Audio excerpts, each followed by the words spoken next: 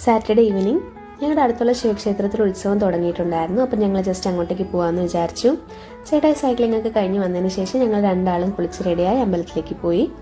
അവിടെ എത്തിയതും ചേട്ടായി നിലാവത്ത് അഴിച്ചിട്ട കോഴിപ്പോലെ എങ്ങോട്ടേക്കോ പോകുന്നുണ്ടായിരുന്നു. പിന്നെ ഞാൻ അമ്പലത്തിൽ കയറി തൊഴുതിട്ട് വന്നതിന് ശേഷം ജസ്റ്റ് അവിടേക്ക് ഒന്ന് നടന്നപ്പോൾ ഇതുപോലെ കുട്ടികൾക്ക് വേണ്ടി ഒരുപാട് റൈഡൊക്കെ ഉണ്ടായിരുന്നേ. സ്റ്റോളെല്ലാം ഓപ്പണായി വരുന്നേ ഉണ്ടായിരുന്നുള്ളൂ. ഞങ്ങൾ കുറച്ച് സാധനങ്ങളൊക്കെ നോക്കി. അതിനുശേഷം ഞങ്ങൾ ദാണ്ട് ഈ ഒരു ബ്രേസ്ലെറ്റും പിന്നെ ഈ ഒരു കീ ചെയിനും വാങ്ങിയിട്ടുണ്ടായിരുന്നു.